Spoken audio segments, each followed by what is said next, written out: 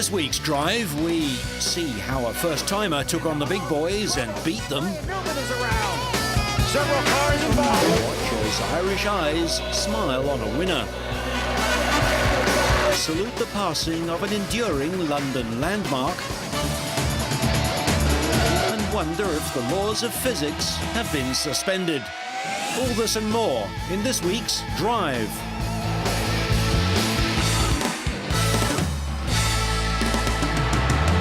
Racing engineers of the future develop their skills in the Society of Automotive Engineers Formula SAE competitions, held annually in the USA, Britain, Brazil, Italy and Australasia.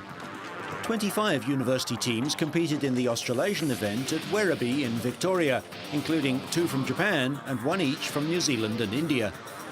The competition requires students to design, fabricate and compete with small Formula-style racing cars, similar to those that would be raced in sprint or hill climb events. There are few restrictions on the car's frame and engine, so that the creativity and imagination of the students are challenged.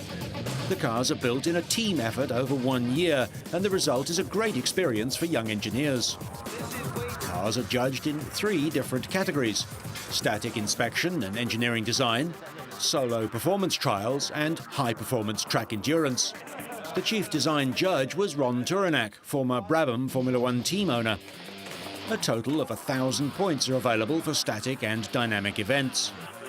Students assume that a manufacturing firm has engaged them to produce a prototype car for evaluation as a production racing car.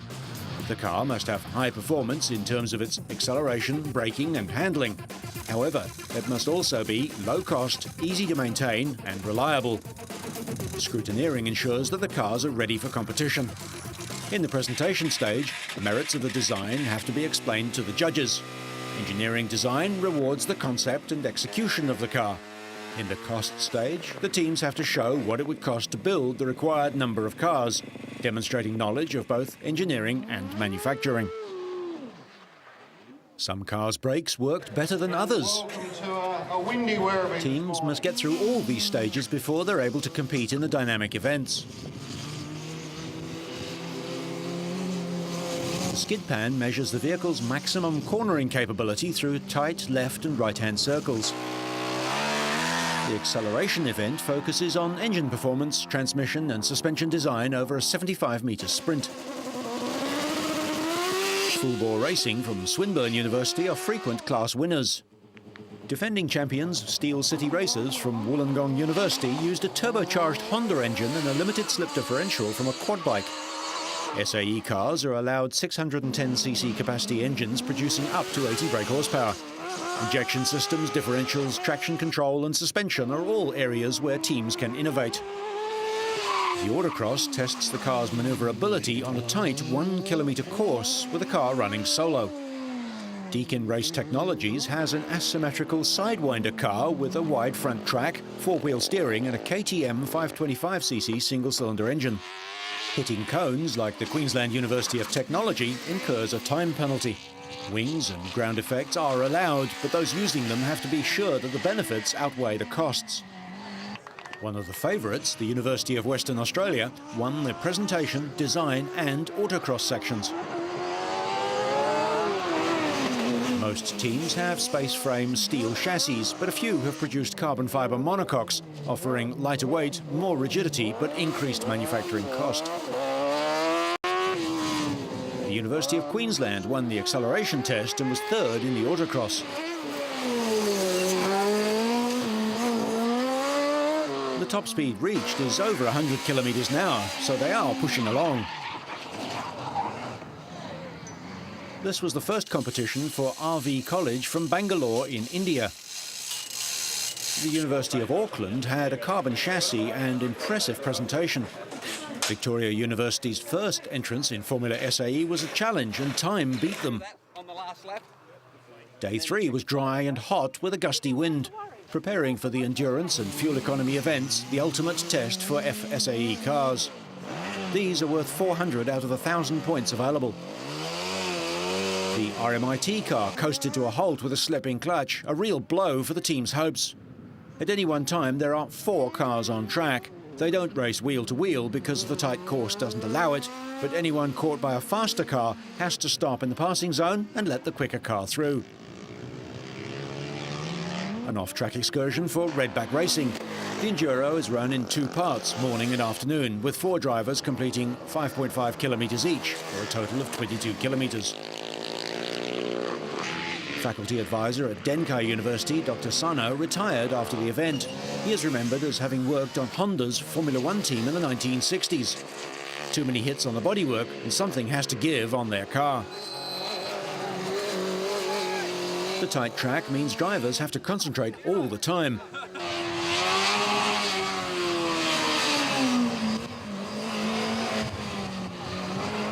With RMIT stopping out on the circuit and Wollongong being pushed away, it looks like the Formula SAE title is finally heading to Western Australia. The checkered flag for the University of WA after the final leg of the Enduro. Driver Peter Marsh is delighted and relieved. The car's a little bit faster than last year's car, but I guess we just had cards fall our way. We've been close the last 2 years. We've been very close. We've led on Saturday night, but we've gone out with hot start issues in the Enduro, and we had no problems at all. We've got 3 hot starts from the car with that recent just stop there with RMIT going out, and haven't had a problem. It was a lot of hard work, and it took a hell of a lot of work to get it here today. 2 weeks ago, it didn't look so good. In fact, 1 week ago, it didn't look so good. But we're here and we've done it, and we're very, very happy. Second was the University of Queensland, followed by Wollongong and Tokyo's Denkai University in 4th. Monash University's wing car was 6th, just behind the University of New South Wales, redback racing. The end of the event and time to relax after a year of hard work. The University of Western Australia scored 952 points out of a possible 1,000, the highest ever score obtained in Formula SAE competition. This is the ideal training ground for Formula One engineers, so some of these students might soon be celebrating a Grand Prix win.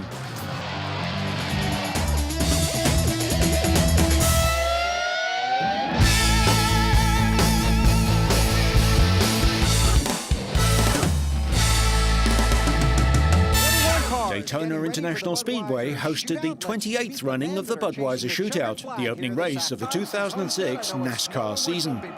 The shootout is only open to drivers who won a pole position last season and past winners of the race.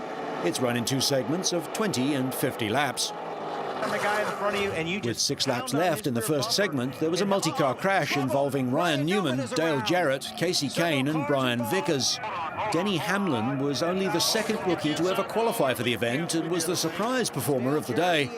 The rookie led for 16 of the 70 laps and appeared to be heading towards an easy win, before Tony Stewart, his veteran teammate at Joe Gibbs Racing, used a wide pass to take the lead from him with just 4 laps to go.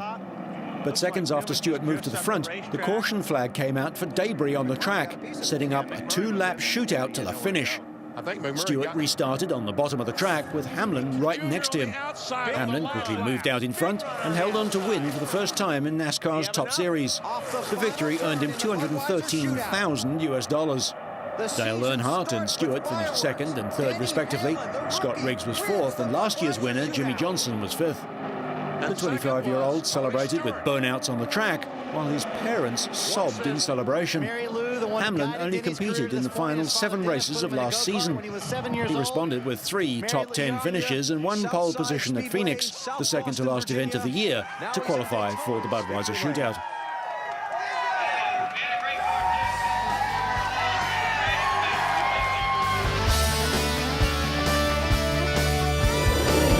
Other side of the planet, in New Zealand, a packed arena witnessed the 2006 CIS Superstock Team Championship.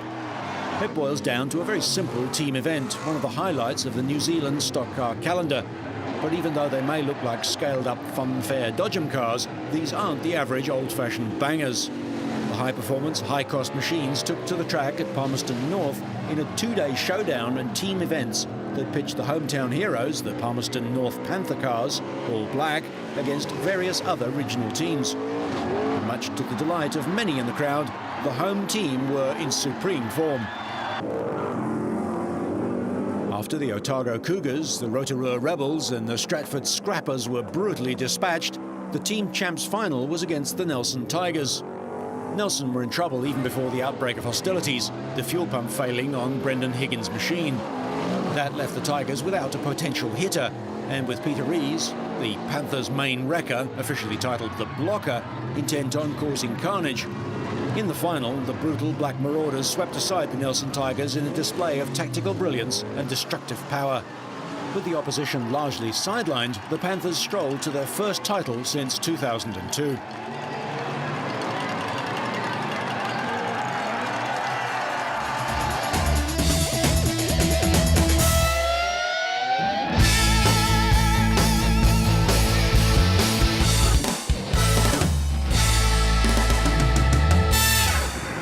Welcome to Piccadilly Circus now, one of London's greatest attractions, with its non-stop buzz of traffic and neon advertising lights.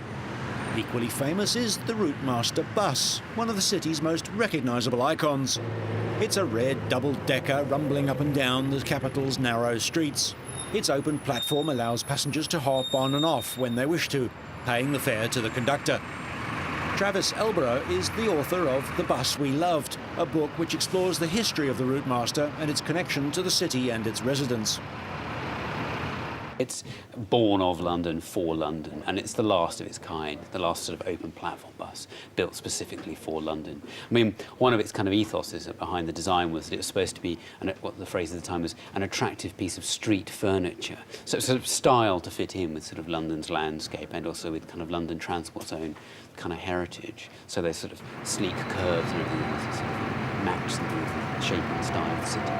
Created in 1947 to replace World War II-era trolleybuses, the snub-nosed, light-bodied Routemasters were hailed as revolutionary in meeting the challenges of negotiating London's crowded, winding streets.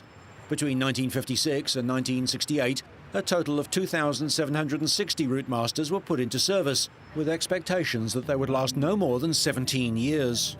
But for 50 years after their debut, the view from upstairs was the same. Yet the much-loved Routemaster buses have been removed from the streets, variously condemned as expensive antiques, anachronisms, or too dangerous for 21st century traffic. Transport for London, the agency in charge of the city's bus systems, says that in addition to cost issues, the Routemasters don't comply with European Union regulations on safety and accessibility. As a replacement, the city has commissioned a greater number of bigger, boxy double-deckers with wheelchair access, and more notably, a fleet of so-called bendy buses, single-deck articulated buses that can carry up to 140 passengers. There are about 750,000 Londoners who can't use these old things. There are all the people with mobility impairments and older people in London who can't step up steps. Anybody under 5 who uses the baby buggy can't use these things sensibly. They're crazy. They're last century's buses. This is transport apartheid. You know, it's like we got rid of bear baiting, we got rid of children going up chimneys to clean chimneys. You know, this was all part of London. We got rid of pubs that didn't let women in the toilets. Come on. For tourists, the big red buses with their cramped stairwell and unique smell have been as much a part of London as Buckingham Palace for over half a century. But there's nothing like a London bus. With its conductor, male, female, they're lively, they're alive, they know the city, and it's super to be on them. Well, I've grown up with those. They're very good buses to get on and off of. You've got a long seat at the back with a bit of knee room, because when you're tall you don't fit on the seats very well. And I think it's a shame that they're going with the 159 on Friday. Routemasters have been sold for years at prices between £2,000 and £12,000, but prices have soared since 2003 when the city began to cull the old models from its fleet. There's an enormous sort of emotional attachment to these buses. I don't think that's purely a nostalgic thing. I think also a lot of it's just that the experience of travelling on them, for many people, you know, is more pleasurable than maybe travelling on certain replacements which kind of have all the aesthetics of the inside of a Hoover attachment. It may be gone, but it's not forgotten. For many Londoners and visitors, the final journey of the once ubiquitous Routemaster will mean the end of an era.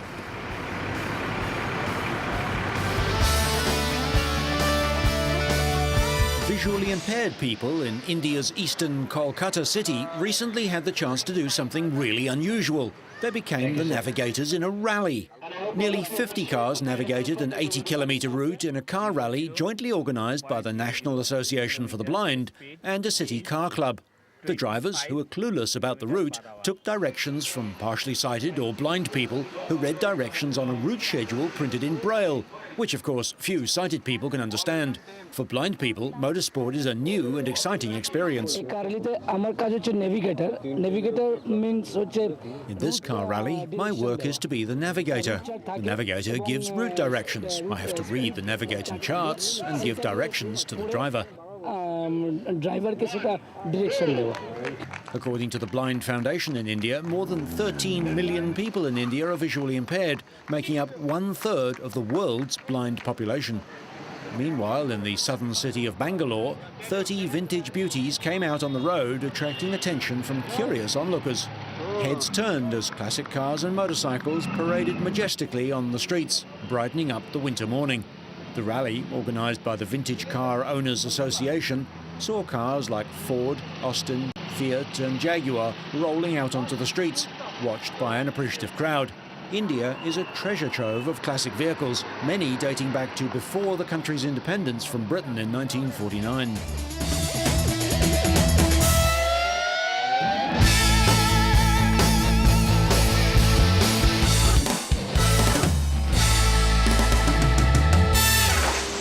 The 2006 World Superbike season is about to get underway, and after months of developing, practicing and testing, results on the track will do the talking. This year, no less than 3 class world champions will face each other, something that no other premier class of motorsport can boast. MotoGP has been the sole preserve of one man, and only 2 current or past Formula One champions are still racing. I'm just approaching this year the same as I did last season. Confident that I have a good team and good package and good bike to work with. I think if we stay concentrated and work as we have been last year, I think the result will be the same for 206. Corsa was hot in testing at Phillip Island. It was a different story in Qatar, where hostilities start for real. There, Corsa's fellow Australian and old rival Troy Bayliss was in explosive form. The 2001 World Superbike champion has returned from 3 years in MotoGP. But this year, I think my main contender is going to be countryman Troy Corsa. He's got a lot of experience. He's won the championship before. He's got a great team behind him now on the Suzuki. They're doing a really good job. There have been changes galore throughout the ranks of the World Superbike grid. One much-changed team is the new-look 10K Honda squad. Gone, inevitably, to MotoGP is last year's championship runner-up Australian Chris Vermeulen. Spearheading their challenge is the 2004 world champion James Toseland, partnered by the 2004 Supersport champion, yet another Australian, Carl Muggeridge. After me winning the championship in 2004 and losing it last year, I want it back, you know, and I think I've got the package and the team to do it, you know. If the Honda can keep improving like it is doing, then for sure we'll be competitive. Yamaha have 2 teams. Yamaha France will enter Norick Abe, Sébastien Guimbert and Shinichi Nakatomi. The Foggy Petronas team is owned by 4-times world champ Carl Fogarty and has Briton Craig Jones and yet another Australian, Steve Martin, in the saddle. That's on a 900cc 3-cylinder bike that makes 190 horsepower and weighs just 165 kilos. Yamaha Italy's team matches veteran wildman Nori Haga and, yes, yet another Australian rider, Andrew Pitt. All the ingredients are there for a wonderful championship.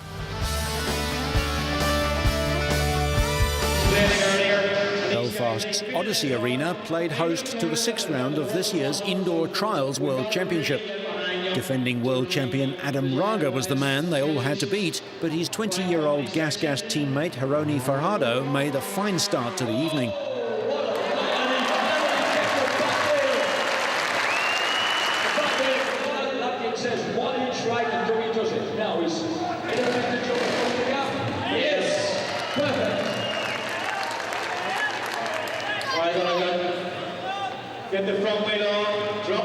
Britain's Dougie Lampkin had brought plenty of fans from across the Irish Sea, and he didn't disappoint, despite suffering from 2 broken ribs.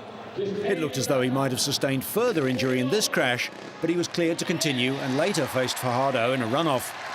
5-times champion Lampkin, who turns 30 in March, has had a poor season so far and was only 6th out of 7 in the previous round in Barcelona. In fact, he hadn't finished on the podium since his last appearance in Belfast 5 rounds previously. But the veteran delighted his fans to bounce back here in the 2-lane race, and he turned around fastest to defeat the new kid on the block for 2nd place.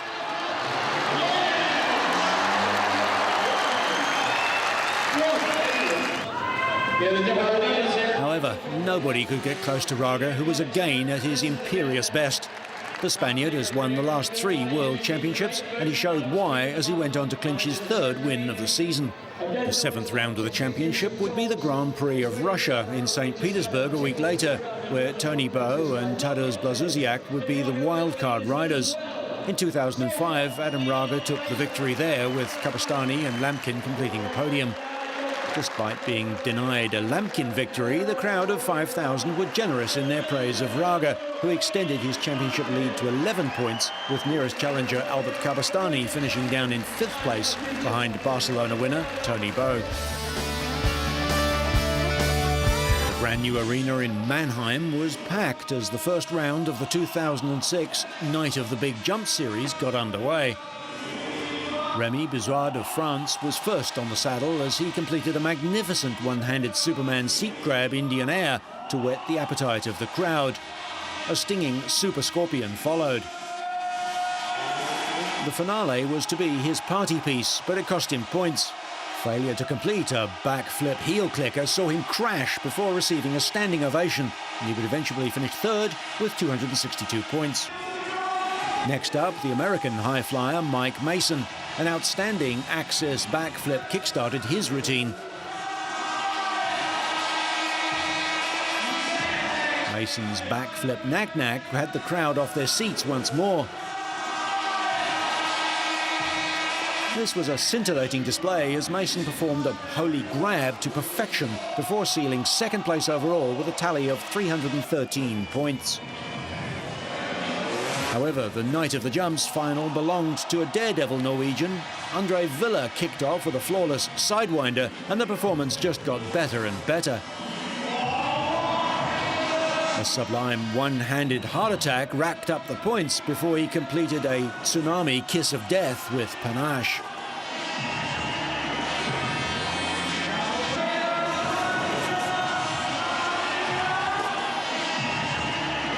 A whip then delighted his fans before he had the crowd in the palm of his hands as he executed a magnificent backflip can-can. Performing the tricks in the confine of the stadium is one thing, but the stopping distance after landing is very limited.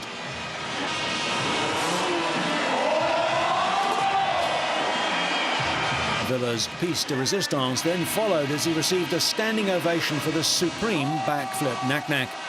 He'd amassed 315 points overall, just 2 more than Mason, in a thrilling finale, and the Norwegian was more than satisfied with the result.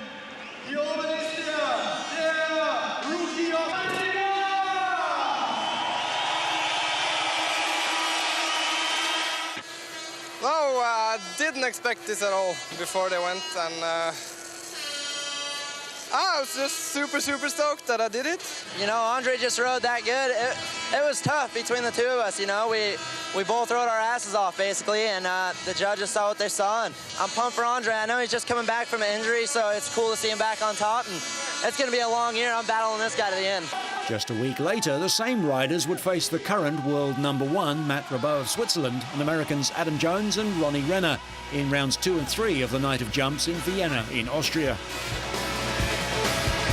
So whether you like to build your own racer or get into more robust forms of motor racing, so you stay on track and up to speed, make sure you catch next week's Drive.